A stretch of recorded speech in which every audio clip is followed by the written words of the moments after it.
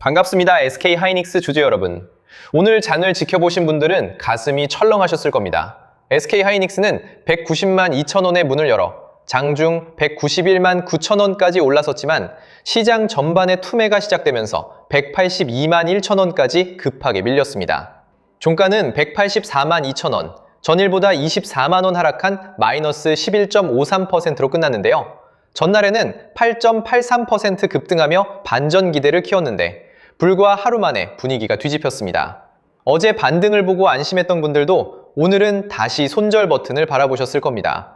이대로 추세가 완전히 꺾이는 것 아니냐는 불안이 생기는 것도 당연하겠죠. 하지만 오늘 음봉 하나만 보고 상승 시나리오가 모두 끝났다고 판단하시면 안 됩니다. 오늘 하락은 시장 충격 속에서 물량의 주인이 다시 바뀌는 강한 재정비 과정입니다. 이런 날일수록 차트를 계속 추적한 사람과 눈앞의 공포에 반응한 사람의 판단이 크게 갈리게 됩니다. 오늘은 SK하이닉스만의 악재로 무너진 장이 아니었습니다.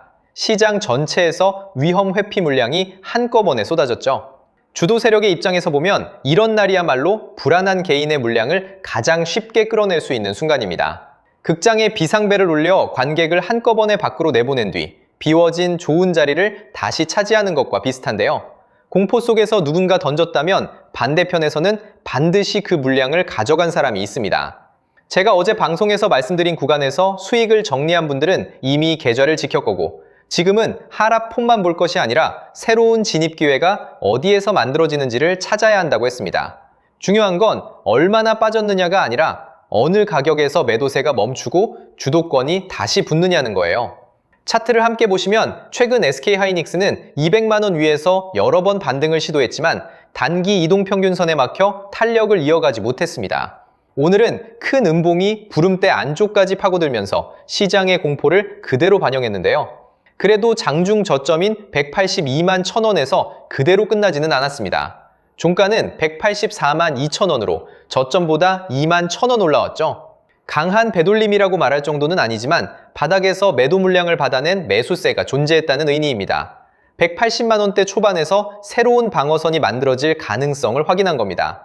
거래량은 약 552만 주까지 늘어났습니다.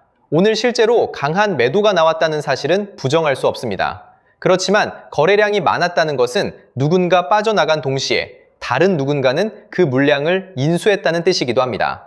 오늘 시장은 한쪽만 달아난 탈출구가 아니라 매도자와 저점 매수자가 거세게 맞붙은 경매장에 가까웠는데요.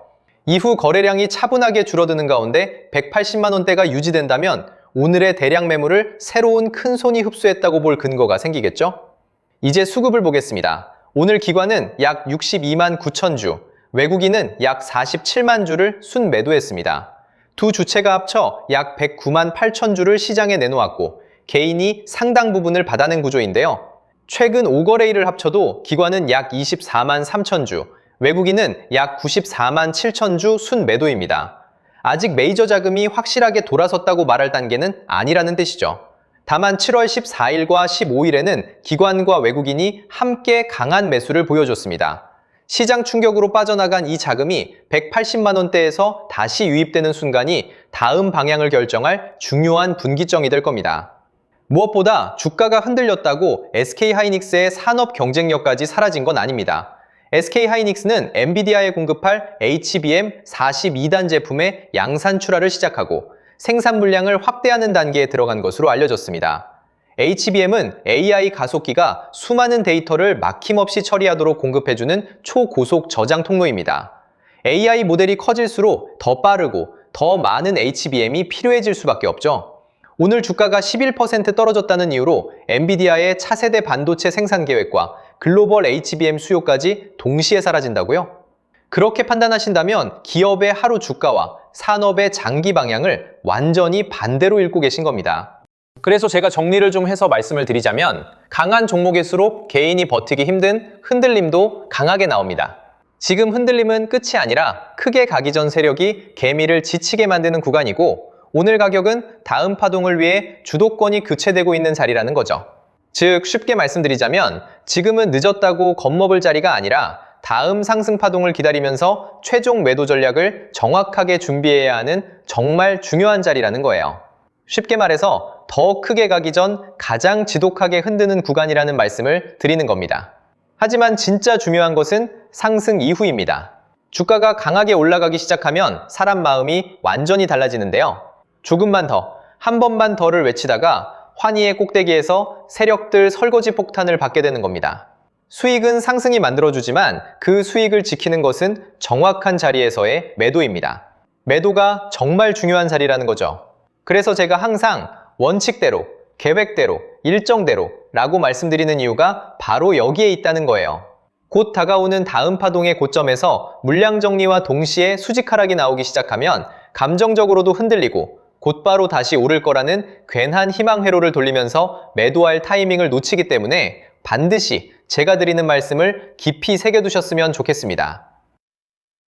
그리고 저희 소통방에서도 나눠드렸고 지난 방송에서 SK하이닉스의 이번 매도 구간과 관련된 대응 자료집을 이미 배포해드렸었죠. 그런데 아직 못 받으신 분들이 계시더라고요. 영상 보시는 분들 중에서 아직 대응 자료집 못 받으신 분들은 저희 구독자분들에 한해서 이렇게 제 개인 번호입니다. 010-8279-1047 여기로 하이닉스라고 문자 남겨주시면 저희 소통방 입장과 함께 현재 반드시 확인해야 할 매도 구간, 정리 타이밍, 목표가 전략까지 이렇게 자료집 다시 한번 보내드리겠습니다. 제가 자신있게 말씀을 드리는 거지만 받아보시고 이게 맞는지 적어도 꼭 관망이라도 해보세요. 혹여라도 금전 요구 같은 건 당연히 절대 안 하니까 걱정 마시고요. 다만 제가 신경 써서 영상을 촬영하는 마음만 알아주시고 구독과 좋아요 한 번씩만 눌러주시면 감사하겠습니다. 자, 그리고 이어서 지난 시간에서 구독자분들은 이미 받아보셨겠지만 아직 못 보신 분들을 위해서 다시 한번 말씀드려 볼게요. 많은 분들이 지금 헷갈려하세요.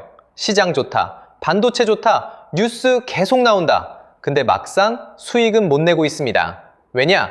진짜 올라갈 종목이 아니라 이미 올라간 종목들만 보고 있기 때문이에요. 구독자분들은 아시다시피 제가 작년이었죠? 25년 2분기쯤에 박주도 올해 원픽 종목으로 로보티즈 추천드렸던 거 기억하는 분들 많으실 거예요. 중간에 겁먹고 익절하신 분들도 많으셨죠? 근데 결과 어떻게 나왔습니까? 결국 끝까지 가져가신 분들이 제일 크게 먹었습니다. 거의 1000% 가까운 상승량이었죠? 자, 그런데 지금 이번에도 장에서 그냥 지나치면 안 되는 똑같은 신호가 하나 잡혔습니다. 올해 시장에서 가장 뜨거운 감자가 뭐죠? 다들 아시다시피 주식을 몰라도 대한민국 국민이라면 대부분은 들어봤을 엔비디아, 젠슨황, SK하이닉스, 삼성전자 등 반도체 섹터라는 건 아무도 부정할 수 없는 팩트예요. 여기서 진짜 핵심은 이번에 제가 말씀드리는 이 종목이 단순한 반도체 테마가 아니라 올해 락업 해제, 즉 보호예수 해제를 앞두고 있는 종목이라는 건데요. 자, 이게 왜 중요하냐면요. 단순 이슈가 아니라 가격을 움직일 수밖에 없는 구조가 이미 만들어져 있다는 겁니다. 자, 먼저 영어로는 락업 해제, 즉 보호예수 해제가 뭐냐? 일단 주식을 하시는 분들이라면 이게 대체 뭔지 감을 잡으셔야 된다라고 말씀을 드릴게요. 이 주식시장에는 대주주와 초기 투자자, 기관, 그리고 임직원들의 묶여있는 물량, 즉 시장에 바로 던질 수 없도록 잠궈둔 물량이 있다는 건데요. 문제는 이번에 풀리는 보호예수 물량의 규모가 상상을 초월한다는 겁니다. 현재 공개된 데이터 기준으로만 봐도 3억 달러, 한화로 4천억 원 가치 이상의 물량이 잠겨있는 상태예요. 그냥 농담이나 과장이 아니라 실제로 주가 자체를 흔들어 버릴 만한 사이즈라는 겁니다. 그런데 여기서 가장 중요한 포인트가 있는데요. 이 물량은 아무 때나 던질 수 없다는 거예요. 우리 개인 투자자처럼 오늘 느낌 안 좋네 하고 그냥 시장가로 매도하는 구조가 아니라는 거죠. 그러니까 정해진 일정, 바로 보호예수 해제 일정에 맞춰서만 시장에 풀 수 있게 되어 있습니다. 자, 그러면 어떻게 되느냐? 보호예수 해제가 오기 전에 항상 가격 펌핑이 먼저 나옵니다. 왜? 대주주와 임원, 그리고 기관들도 당연히 자기 물량을 최대한 높은 가격에서 처분하고 싶기 때문이죠. 그러니까 보호예수 해제를 앞두고 일부러 랠리를 만들면서 가격을 끌어올리는 구간이 반드시 온다는 거예요. 즉, 흐름은 거의 공식처럼 흘러갑니다. 보호예수 해제 전 펌핑, 락업 해제, 매도 폭탄 투하, 그리고 대폭락까지. 이건 수많은 종목들이 반복해온 패턴이라는 거죠. 그리고 여기서 핵심적인 팩트 하나 더 말씀드리자면 보통 보호예수 해제 직전까지는 500%에서 많게는 1000%까지 급등이 나오는 경우가 매우 흔합니다. 그래서 이 흐름을 정확히 이해하면 답은 하나예요. 공포에 털릴 게 아니라 타이밍을 잡아야 한다는 거죠. 보호예수 해제는 위기와 동시에 폭발적인 수익 기회다 라는 말씀을 드리는 겁니다.